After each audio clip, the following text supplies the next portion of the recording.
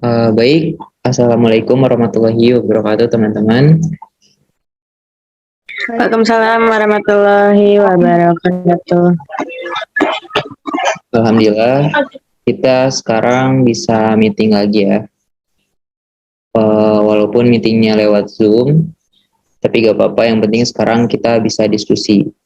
Nah, di sini aku Sofwan Oleh Prawitra, izin untuk menjadi pimpinan diskusi pada hari ini ya. Mohon kerjasamanya ya teman-teman. Jadi hari ini kita akan diskusi tentang perencanaan acara Olimpiade Keperawatan Nasional di bulan November nanti. Kita berlima ditunjuk untuk menjadi panitianya. Namun, jika kita membutuhkan lebih banyak anggota untuk jadi panitia, nanti kita bisa rekrut dari luar. Nah, tapi untuk sekarang kita akan merencanakan gambaran kasarnya terlebih dahulu. Dan ini aku udah bikin konsep kasar Olimpiadenya seperti apa. Jadi, sekarang kita akan coba menyempurnakan konsep ini. Jadi di konsep yang udah aku bikin ini, nanti di Olimpiade tersebut ada 3 babak. Pertama, babak penyisihan. Yang kedua, babak semifinal.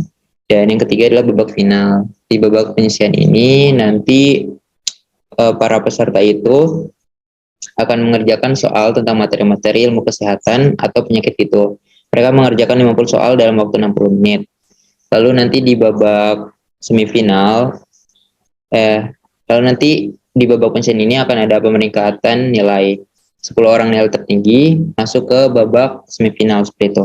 Nah, untuk ujiannya kira-kira mekanismenya mau mengerjakan soal dengan paper based test, jadi jadi soalnya di print seperti itu, atau mau menggunakan CBT dengan menggunakan device mereka masing-masing. Mau pilih yang mana teman-teman? Ada yang mau mengajukan pendapat? Kalau menurutku pakai CBT aja nggak sih? Soalnya kan kalau CBT nggak ribet, kita bisa bikin soalnya pakai Google Form. Terus nanti Google Formnya dikirim ke para peserta dan ditambah lagi kalau CBT itu hasilnya bisa langsung keluar kan. Jadi kita nggak perlu ribet-ribet cek. Terus kita tinggal copy aja untuk nilai para pesertanya itu. Oke, pendapat Sri itu pakai CBT. Kalau Siska gimana?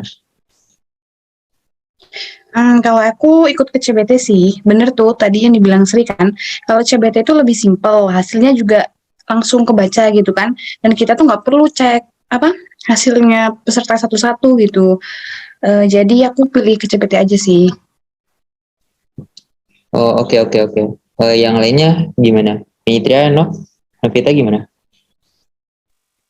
Kalau aku lebih ke PPT nggak sih? Oke, Nitria lebih ke PBT. Apa alasannya?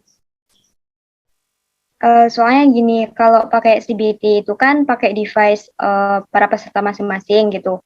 Nah, terus mekanismenya itu pakai Google Form.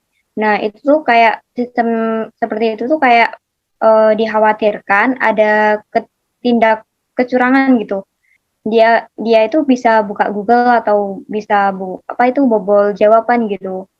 Makanya aku milih yang PBT. Emang agak ribet sih, tapi kan resiko buat kecurangannya itu lebih sedikit gitu daripada yang pakai PBT itu. Bener banget tuh, aku setuju tuh sama pendapatnya Mitria ya. Aku mikirnya juga kayak gitu, kalau pakai CBT kan itu jadinya kan pakai device ya, jadi tuh para peserta itu lebih rentan untuk adanya kecurangan gitu loh. Nah kan nanti ada panitia yang keliling juga, ada panitia yang ngawasin juga. Ya tetap aja, kan panitia itu kan keliling-keliling. Pasti kan, jadi ketika panitianya itu lengah, bisa aja kan salah satu peserta itu kayak yang jauh dari pengawasan panitia itu kayak melakukan kecurangan gitu loh, seperti membuka Google cepat-cepat atau mencari jawaban yang lainnya. Mungkin kayak gitu. Ya kalau aku sih tetap CBT sih, soalnya biar nggak ribet gitu. Kalau kita kerjanya biar efisien dan cepet. Kalau pakai PBT nanti kita harus print dulu, terus butuh biaya juga kan. Terus kita harus bagiin dulu ke pesertanya. Abis itu ngecek hasil mereka satu-satu, lama banget, ribet juga kalau dibayangin. Iya bener juga tuh, kalau masalah khawatir ada kecurangan, nggak apa-apa, kita serahin aja kan ke panitia yang berjaga. Yang penting kita tuh yang penting kalau pakai CBT itu efisien waktu gitu kan. Kita juga harus bisa memanfaatkan teknologi biar kerjaan itu lebih mudah ya kan. Tapi tetap aja nggak sih kalau pakai CBT itu di bawah penyisian ini kan harusnya kan para peserta itu eh, dalam gimana ya dengan kejujuran dari para pesertanya itu sendiri gitu loh, dari pengetahuan mereka atau sesuai kemampuan mereka. Kalau dibantu sama Google atau adanya kalau ada kecurangan yang lain kan sama aja gitu loh, sama aja bohong. Gak apa-apa sih ribet sedikit. Yang penting kan lebih aman, lebih natural gitu hasilnya. Suksesnya acara Olimpiade itu bukan karena ribet atau mudahnya dari suatu acara tersebut ya, tapi itu di poin pentingnya tuh dari kejujuran, sportivitas dari para pesertanya itu sendiri gitu.